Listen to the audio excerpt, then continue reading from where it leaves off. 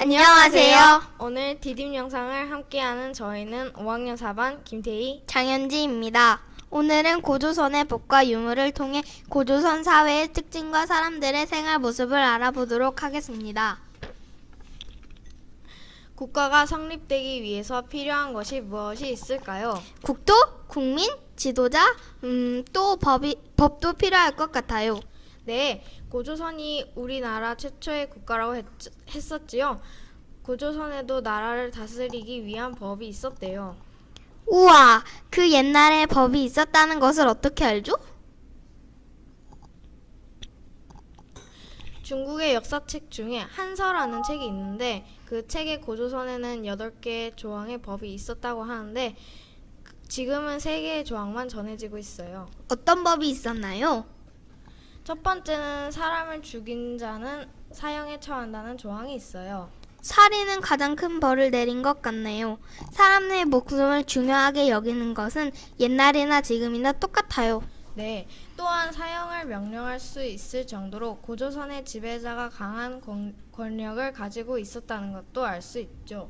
두 번째는 남에게 상처를 입힌 자는 곡식으로 갚으라고 했네요. 요즘 같으면 벌금을 내거나 감옥에 갈 텐데 말이죠. 곡식이 아마도 벌금과 같은 것이 있었나 봐요. 네, 곡식은 개인의 재산이라고 할 수 있었지요. 즉, 개인이 재산을 소유했음을 알 수 있고 고조선이 농사를 짓는 농경 사회였다는 것을 알 수 있죠. 다음은 도둑질한 자는 도둑 맞은 집의 노예로 삼는데 죄를 면하려면 50만 전의 돈을 내야 한다고 했네요. 네, 도둑질도 엄벌에 처했네요. 그리고 노비로 삼는다고 하였으니 고조선 사회는 노비 제도가 있는 신분 사회였다는 것도 알 수 있어요. 그리고 50만 전을 낸다고 하는 것을 보니 그 당시에도 화폐를 사용하였나 봐요. 네, 고조선의 법이 이렇게 엄격해서 고조선 사람들은 도둑이 없어 대문을 닫고 살지 않았다고 합니다. 그걸 어떻게 알아요? 한서에 써 있다고. 이번에는 고조선의 유물을 살펴봐요. 이것은 농경문 청동기입니다. 농경문 청동기라고 하면 농사짓는 모양을 새긴 청동기라는 뜻인 것 같은데 맞나요? 한자의 뜻을 잘 아시네요. 좀 찍었어요. 그런데 이건 어디에 쓰는 물건일까요? 그렇죠. 아무리 봐도 어디에 쓸지 모르겠지만 크기가 손바닥만 하고 위에는 구멍이 있는 걸로 봐서 옛날 제사장들의 목에 거는 제사용품이 아니었을까 추측이 돼요. 자세히 보니 그림이 새겨져 있는데요. 네, 첫 번째 왼쪽 부분을 보세요. 마치 졸라맨 같은 사람이 있는데 어디 보자. 옆에는 토기 같은 것이 보이네요. 네, 사람이 토기에 수확물을 담는 모습이 표현되어 있어요. 이쪽에는 졸라맨이 무슨 막대기를 들고 땅을 갈고 있는 것 같아요. 네, 지금도 밭을 갈 때 사용하는 따비로 땅을 가는 모습이에요. 또 이 부분은 아래가 잘려져서 잘 모르겠지만 그 졸라맨이 무엇인가 내리치고 있는 것 같아요. 네, 괭이질하는 모습이에요. 아, 이걸 보니 고조선 사람들이 농사를 짓는 모습을 짐작할 수 있을 것 같아요. 이 농경문 청동기는 대전에서 발견된 것이라고 해요. 그래서 한반도의 서남부 지역에 강력한 지도자가 등장했음을 알 수 있대요. 이것은 토기인데 신석기 시대의 토기는 빗살무늬 토기, 청동기 시대에는 민무늬 토기, 고조선도 청동기 문화였으니까 민무늬 토기네요. 네, 이것은 평안북도 의죽은 미송리 동굴에서 많이 발견되어 미송리식 토기라고 하네요. 곡식이나 음식을 담아두었겠지요? 이것은 고조선 사람들의 생활 모습을 나타낸 상상화입니다. 이 그림을 보고 고조선 사람들이 어떻게 살았는지 생각해 보자는 거죠? 네, 어떤 모습이 보이나요? 우선 사람들이 입고 있는 옷이 석기 시대에 비해 깔끔해 보여요. 실로 짠 옷을 입고 있네요. 또 식사 준비를 하고 있는데 여러 가지 그릇이 많이 보여요.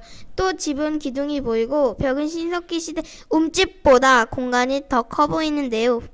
그럼 의, 식, 주로 나누어 정리해 볼까요? 의! 고조선 사람들은 삼배나 동물 털로 옷을 해입고 집신을 신었어요. 신분이 높은 사람들은 비단 옷에 가죽신을 신기도 했고요. 식! 농사를 지어 음식을 해먹었죠. 음식을 담기 위해 여러 가지 민문이 토기를 사용했고요. 주! 집 짓는 기술이 더욱 발달해서 신석기 시대보다 땅 위로 올려 지은 움집에서 살았대요. 그런데 고조선의 영토는 어디 있었고 얼마나 넓었을까요? 그것도 기록에 전해지지는 않았으나 자세히 알 수는 없죠.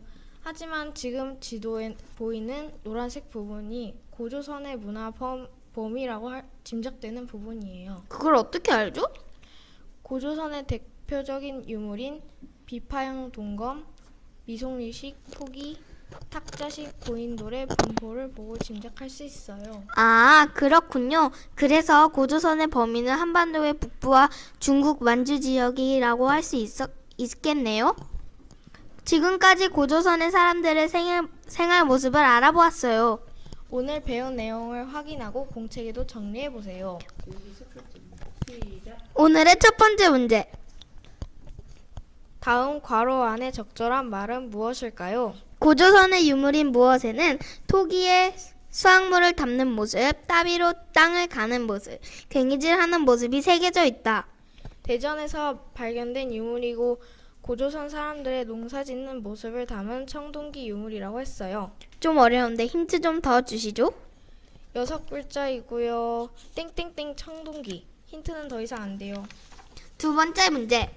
다음 중 고조선의 법을 통하여 알 수 있는 사람들의 생활 모습이 아닌 것은 무엇일까요? 1번 사람의 목숨을 중요하게 여겼다.